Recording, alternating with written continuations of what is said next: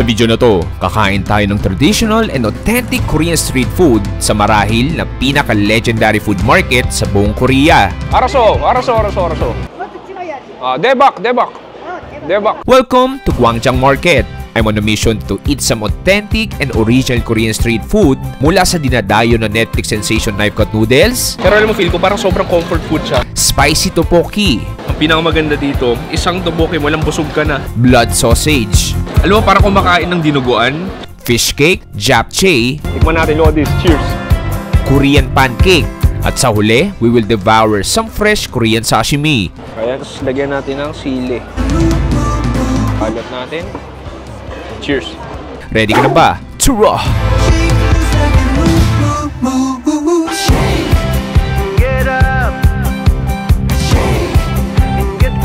Mga Pops, nandito tayo sa Seoul, South Korea. Gusto magpasalamat sa sponsor ng video na to, ang Mount Best Water. Refreshing bottled water from the Korean mountains. Plus different mLs, 330 ml, 500 ml, 1 liter, hanggang 2 liters. It is available in local Korean markets nationwide dito sa Philippines. It's one of the most high quality bottled water sa buong Korea. Kaya naman paniguradong mapapawi ang uhaw ko at marerefresh at marerestart ang energy ko with Mount Best Water. Anyway, back to the video. Halos sinakop na ng Korean street food ang buong mundo. Kahit nga sa Pilipinas, kahit saan sulok ka pumunta, mula Luzon hanggang Mindanao, ay very evident ang Korean food.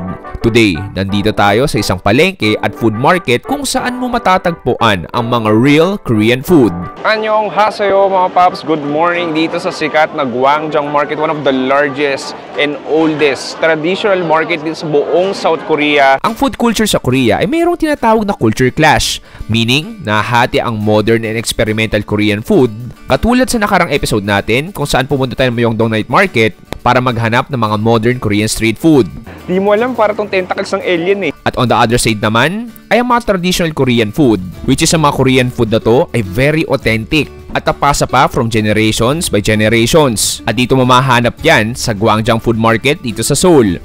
Para iba yung action ngayon, this is a bustling market na sobrang dami nagbebenta ng mga iba't ibang Korean street food. So, ang dating dito, para itong mga karinderya, medyo same yung mga binibenta nila from tteokbokki, mga iba't ibang rice noodles, iba't ibang internal organs, at iba't ibang Korean ulam. Bukod sa pagkain, meron din mga pang souvenir, mga pang palengke. Pero pinakagagawin natin dito, maghahanap tayo ng iba't ibang traditional Korean street food. Pops, huwag na tayo paligoy-ligoy, pasimulan natin ang ultimate Korean street food dito sa Gwangjang Market. Tara! It was established in 1905 and the first permanent market in South Korea with 112 years of history. The Korean War broke out in 1905 and lasted for 4 years. After the war, maraming mga kababaihan ang namatay ng asawa, kaya naging paraan ng pagbebenta ng street food bilang hanap buhay nila. At hanggang ngayon ay marami pa ring adyuma or mga tita na nagbebenta ng Korean street food.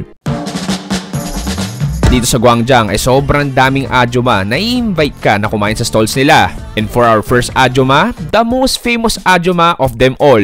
Nandito tayo sa stall ni Miss Cho Yun-sun, aka Netflix Lady. Ang bestseller nila ay tinatawag na kalguksu, or in Korean, knife cut noodles. The noodles are made from flour and being knife cut into good portion. Then bubuhusan ng flavorful and umami-rich seafood stock. Okay pare, para simulan natin ultimate Gwangjang Market food tour, simulan natin sa sobrang trending, sobrang sikat na knife cut lady, Netflix lady tawag sa kanya. Sobrang daming foreigners na pumupunta. May mga lokal din pero konti lang. Pinaka bestseller nila tinatawag na kalguksu. Natutunan pa daw ni Miss Cho Yun-sun ang recipe na to sa kanyang ina.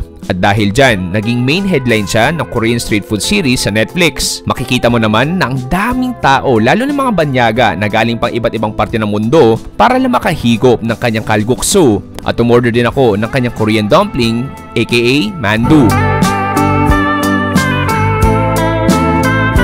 Pero gusto mo tikman natin, syempre, nandito ka sa Korea, meron tayong homemade kimchi. Cheers! Surprisingly, hindi siya sobrang anghang. But the saltiness nandun, yung spicy gochujang nandun. Punta tayo dito sa mandu nila or Korean dumpling. So, dalawa to. I believe parang kimchi dumpling to. Nandiyan ito yung parang regular. Tignan natin itong regular muna. Tip natin dito sa sauce natin. Oh wow. Yung sausawan niya, maalat siya. Maalat na soy sauce. Okay, and then yung pinakaloob niya, yung wrapper niya, akala ko gummy pero hindi, sobrang malambot. And then the texture inside, parang may ground pork, parang may onion chives. Sobrang malasa. Cheers. Sarap. Punta tayo sa kimchi. Dip natin dito.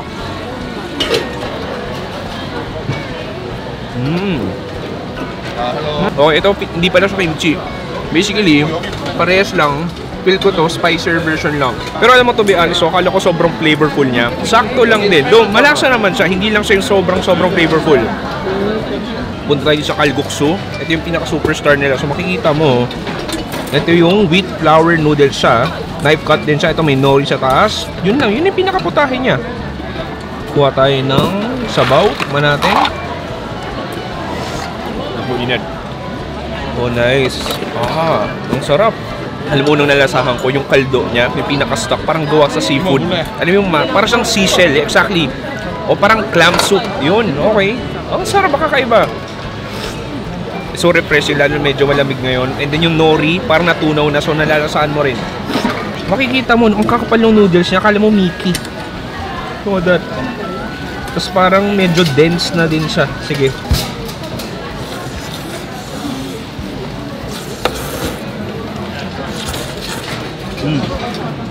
Okay, nerd. No, definitely. That's super bouncy. As in, madalbog siya sa bibig mo. Excuse me. Ano yung mararamdaman mo na high quality din talaga. In terms of flavor, yeah, I mean, kung anong lasa, sabi ko parang clam soup, parang ganun lang din. Pero alam mo, feel ko parang sobrang comfort food siya. Kuha tayo ng dumpling dito. Ilagay natin sa noodles natin. Kuha tayo ng konting kimchi. Lagyan natin dito. So, gawin ko, kuha tayo ng kagat tayo ng dumpling, tapos kagat tayo noodles. The noodles. Alam, medyo mababa pa standard ko ng authentic Korean food dito sa Korea dahil pang ilang araw ko pa lang. Is it worth the hype? Is it worth the wait? Siguro, kahit pa paano. I mean, minsan sa pagkain, alam mo, minsan ganun eh. Parang, minsan kumakain na lang doon. Minsan kumakain ka na lang doon, hindi lang dahil mismo sa pagkain, pero yung story behind that, yung quality behind that, lalo na ito na feature set sa Netflix, buong mundo. Sipin mo, para tong si Toyo-san sa Japan. Iba't ibang foreigners from different part of the world pumupunta kasama-sama sa isang para square type na upuan at kumakain ng masarap na noodles dito sa Korea. Anyway, last bite tayo. Cheers!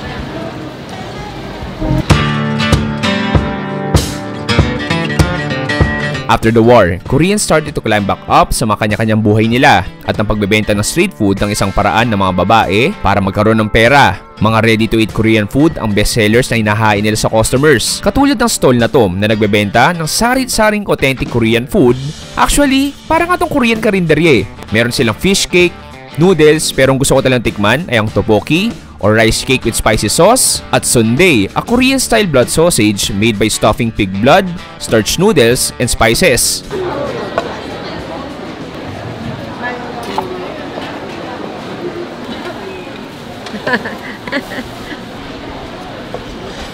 어서 앉으세요. 어서 와요.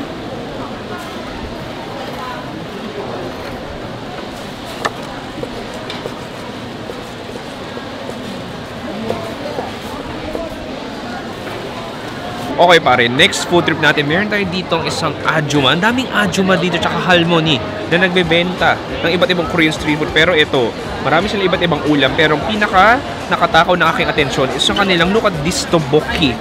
Ang lalaki. Sa Pilipinas, medyo maliliit. Dito naka-steroids yung mga tteokbokki nila. Sige, tikman natin. Look at that. Alam mo, na-intriga ko manghang ba o hindi eh. Sige, cheers.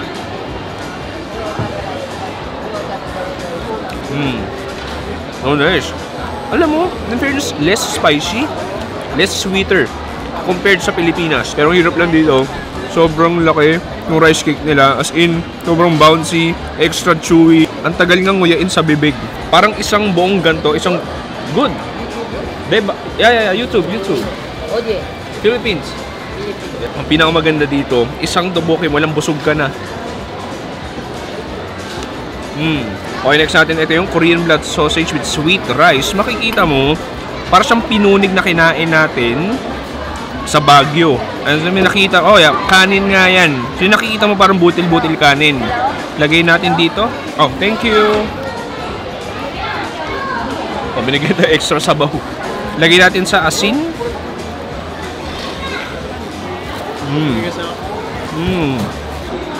Sarap.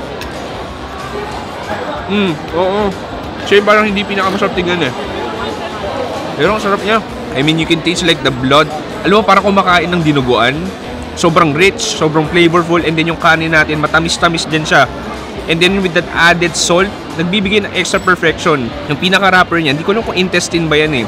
Parang medyo chewy din siya. Oh, nice. Hindi ko in-expect na gano'n siya ka-flavorful. Tapos meron din yan. Meron tayo dito, dinagdagan tayo ng parang isaw.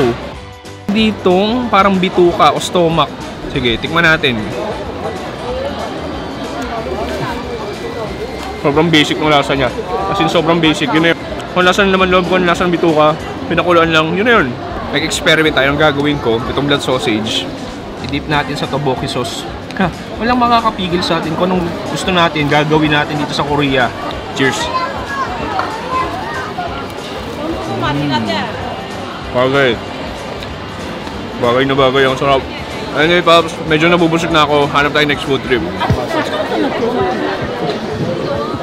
Isa sa mga paboritong snack dito sa Gwangjang ay tinatawag na bindae-tok or Korean mung bean pancake. It was originated in Pyongyang province. Made by grinding soak mung beans, adding vegetables and meat, at piniprito ito into a round flat shape.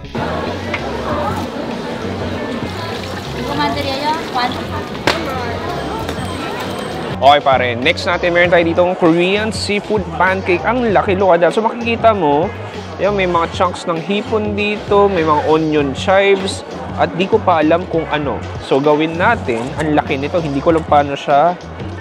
Ang laki. Kasi gusto ko siya tikman as is. Ano ka bali na. Okay, nice. Grabe. May mga toge din siya sa loob. Titikman natin.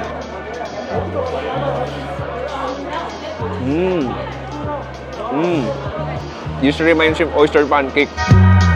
Pero parang wala siyang oyster. That's so greasy, as in mamantika siya. And then ultra crispy sa labas. And then yung loob niya, hindi ko alam gumintindihan kung anong meron. Basta may nalasan akong toge. I-dip natin dito, gawin natin meron tayo ditong onion. So, lagyan natin ng konting toyo.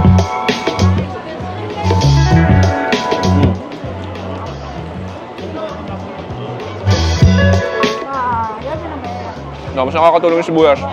Nagbibigay ng extra balance of flavor. Alam mo, matatawag ko tong Korean okoy. Ano na kayo dyan? Pero, problema, hindi ko pa natitikman yung hipon. Finally, nakagat ko na yung hipon. Alam mo, tutusin, simple lang siya. Pero sobrang kapal nung batter niya.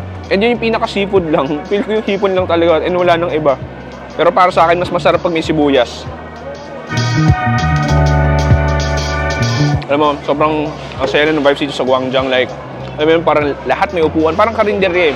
So, salo-salo kayo ng mga foreigner, mga lokal, kakatabi kayo, hindi kayo magkakalala. Kumakain kayo ng Korean street food. Medyo, hindi lang din siya kasing mura para sa Pilipinas, pero yung quality ng pagkain na kinakain mo, ibang klase. Pare, hanap tayo next food trip dito sa Gwangjang. Next, adik na adik daw dito yung mga Koreans dahil tinatawag tong mayak kimbap. Mayak in Korean means drugs. Kasi nga nakaka-addict daw tong parang Korean sushi na may carrots, spinach at yellow pickled radish. Okay. Next up pare, meron na naman tayo ditong parang karinderya. Nandito tayo sa... Meron tayo ditong kimbap. So para siyang yung rice wrapper rolls nila. Ayan. So dip natin dito, parang may sauce tayo. Hindi ko na kung mustard ba to or what. Wasabi, horseradish. Simple lang eh. Sobrang basic lang. Naghahanap ka ng flavor, magpunta tikman to, pero naghahanap ka ng comfort food. It's a must try. Sobrang basic lang. Sobrang simple, radish, carrot, and then the wrapper, the seaweed wrapper sa labas. Yung kanin medyo may lamig ng konti. Pero pinaka nagpapalasa is yung parang wasabi or horseradish nila. Ang gusto ko sa kimbap nila, yung may konting lutong galing sa seaweed. Tikman natin yung sabaw. Okay, ito yung sabaw ng fish cake. Alam mo, panigurado ko kasama ko si Attorney Wu. Naubos niya na to. At gusto niya, medyo symmetric yung pinaka-kimbap natin. Anyway, sa pangkagat, and then bigay na natin to kay Attorney Wu. Cheers! Next, kung saan maraming Ajuma ay doon tayo pupunta at may nakita ko isang stall na sobrang daming customers at sobrang friendly na nagtitinda. Umorder ako na tinatawag na Yeomokguk or fish cake soup at japchae, a colorful Korean sweet potato noodles made with an abundance of vegetables.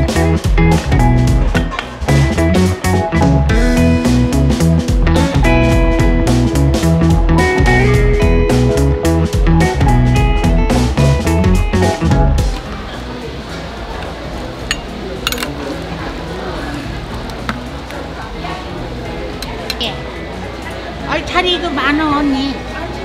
예. 아이고 맛있는 거 잡숴. 아이고 국수가 너무 맛있어. 4개. 3사람. 예.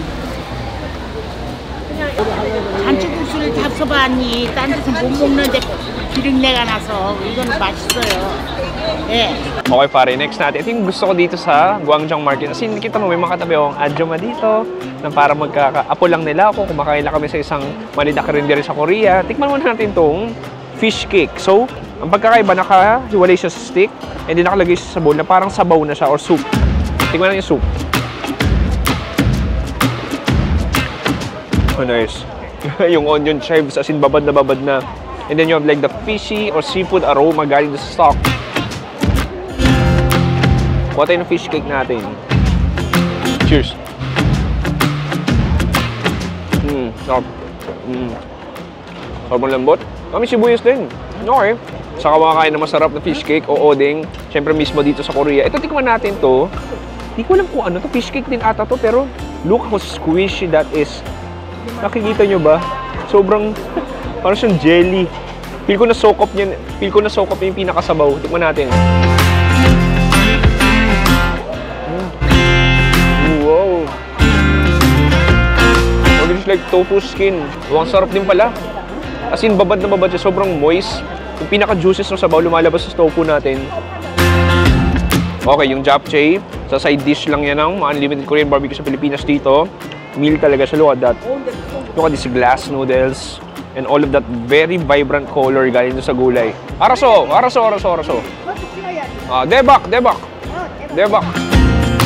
Debak. Sabihin nun, amazing. Tikman natin. Look at this. Cheers!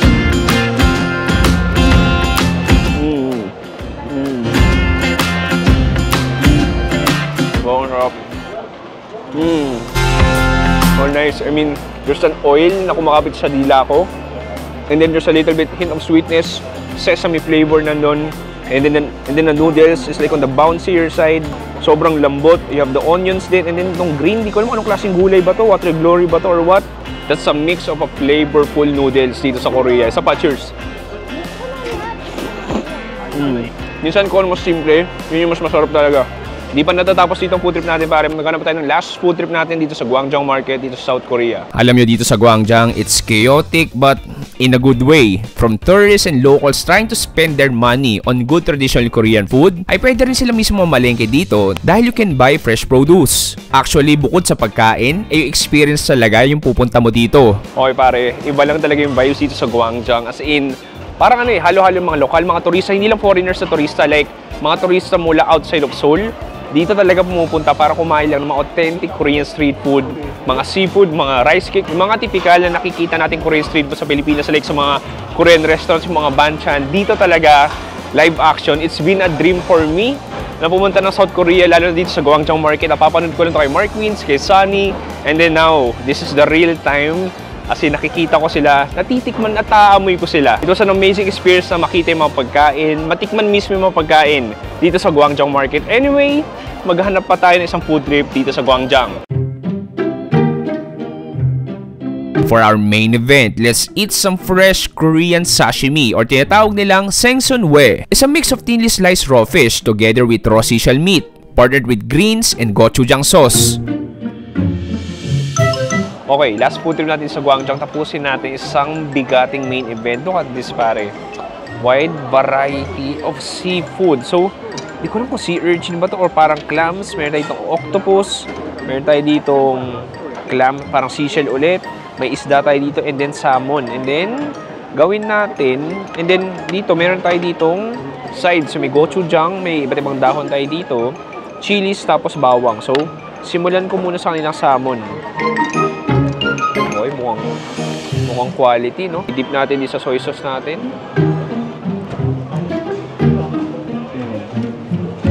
Nice. Oh, that's so fatty.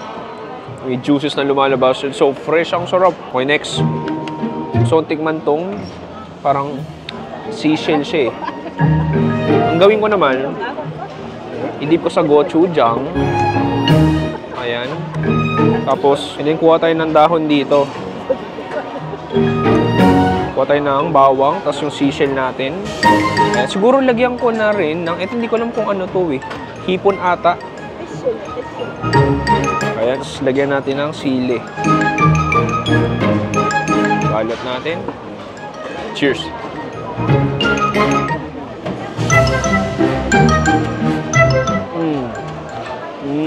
Ibang klaseng agad yun. One first time kong magsubo ng dahon na punong-puno yung seafood yung loob. Itong texture nito kakaiba. Hindi ko maintindihan, parang kumakain ng, ito parang kumakain ng snail.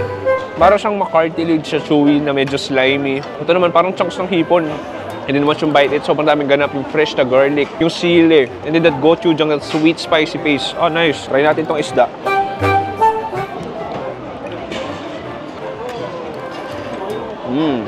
Parang natang sobrang fresh. Kasi, alam mo ito, bukod sa food court siya, may palengke rin talaga. So, pwede kang mamalengke sa loob. Ito, try ko to, octopus. Try natin dito sa gochujang.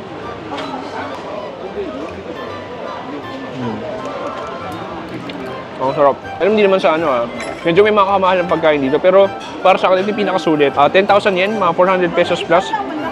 Isang platter na iba't ibang quality seafood sa Korea. Kung pumunta tayo ng Gwangjang Market, parang it's a must tayo na tumikim nito. Bukod sa tteokbokki, bukod sa mga fish cake, ito parang isa to sa pinakasulit.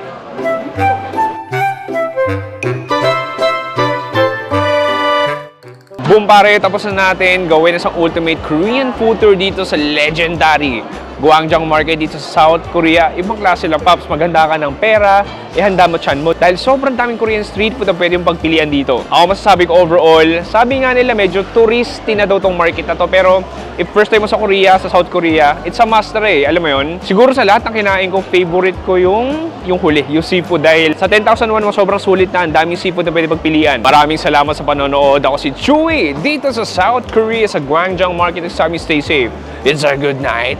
And goodbye. Bang! Alam mo, nag-iisip ako kung makikita ko dito si Kim Son Ho, Kim So Yoon, si Lee Do Yoon. Yan, mga favorite actor ko yan. Tapos may magko-comment na naman dito. Chewy, bading yan. Pakinyo, pogi sila eh. You keep me up every night.